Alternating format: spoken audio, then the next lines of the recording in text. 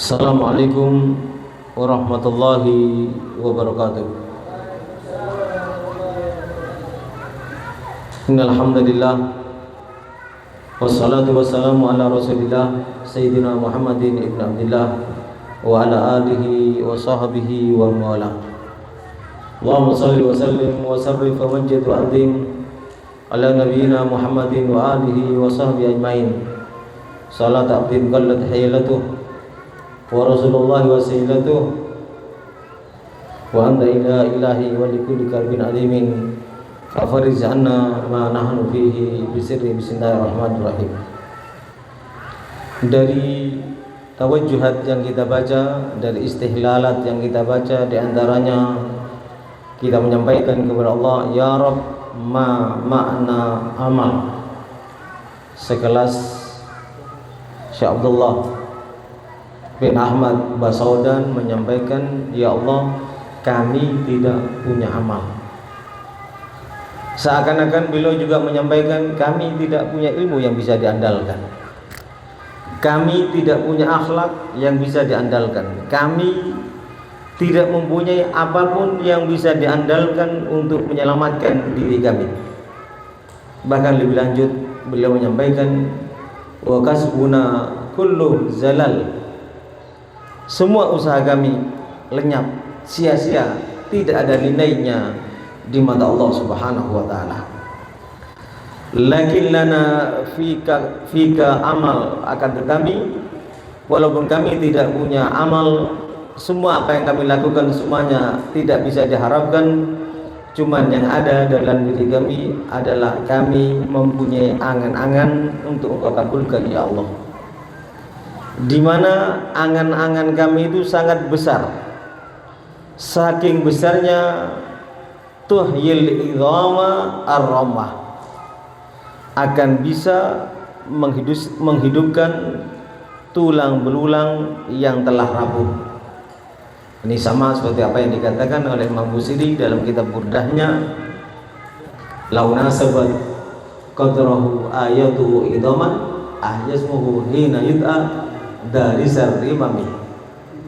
Kalau kita mulai tadi memohon kepada Allah dengan segala permohonan, lalu Allah kabulkan karena kita bertawassul memohon kepada Allah dengan nama besar Nabi Muhammad, lalu Allah berkenan untuk mengabulkan, jangankan untuk hajat dunia ataupun apalagi juga demikian juga untuk hajat akhirat, sama, tidak ada bedanya kalau menggunakan nama besar baginda Nabi Muhammad.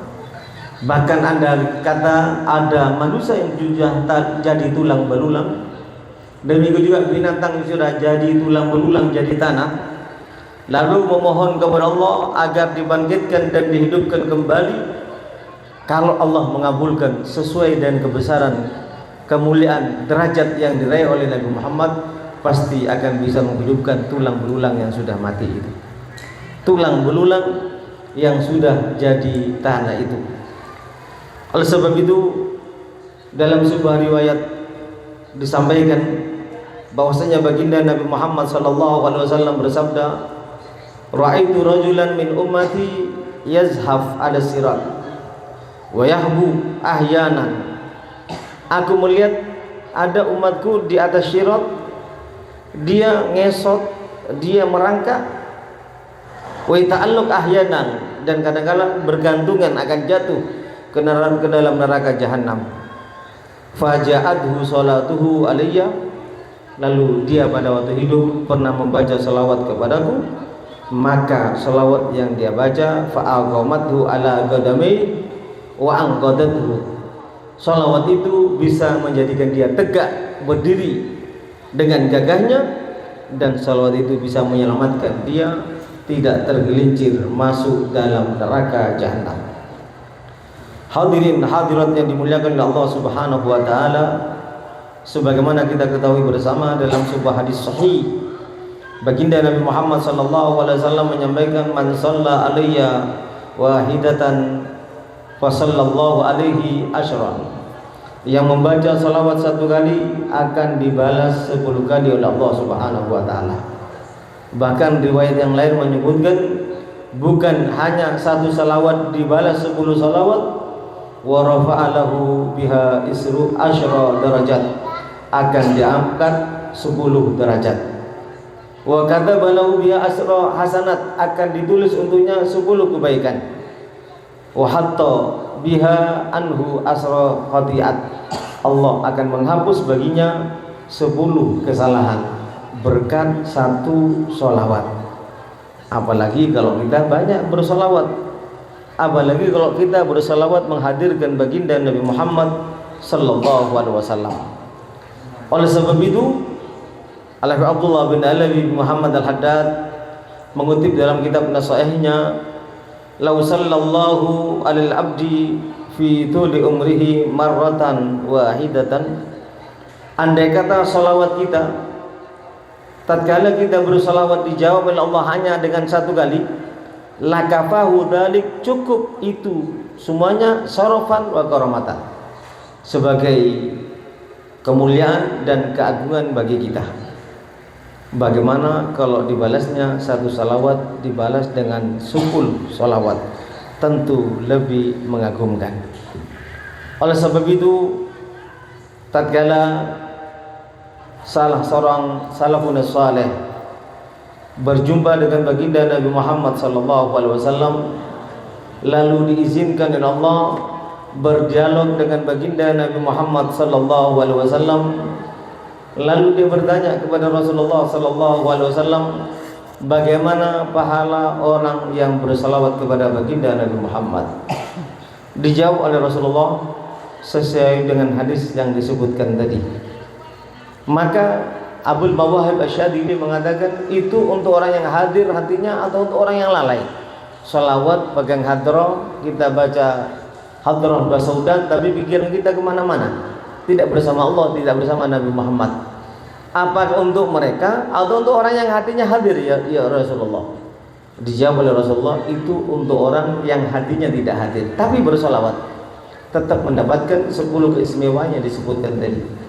10 pengampunan dosa, 10 salawat dari Allah, 10 salawat dari malaikat, juga dihapuskan dosanya, diangkat 10 derajatnya, dan seterusnya. Lalu Abul Mawahib Asy-Syadzili bertanya, bagaimana ya Rasulullah bagi orang yang bersalawat dan hatinya hadir?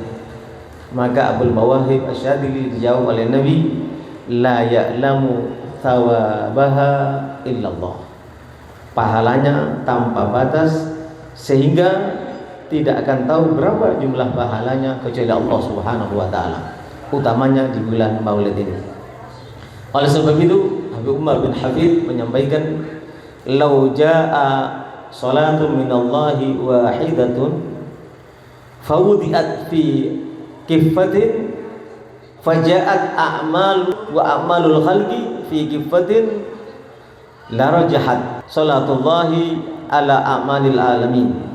Andai kata salawat Allah yang Allah lakukan untuk membalas, artinya salawat rahmat Allah diberikan oleh Allah kepada orang yang bersalawat kepada Nabi Muhammad 1 kali, lalu 1 salawat ini ditimbang dengan amal semua makhluk, amal kita yang kita lakukan seumur hidup kita, lalu dikumpulkan dari makhluk yang pertama sampai makhluk terakhir, amalnya dikumpulkan jadi 1, ditimbang dengan 1 rahmat karena kita bersalawat kepada Nabi Muhammad, dengan 1 rahmat atau 1 salawat tadi, maka 1 salawat yang dibalas dengan 1 rahmat, apalagi 10 rahmat, itu akan lebih unggul, lebih berat daripada amal semua makhluk.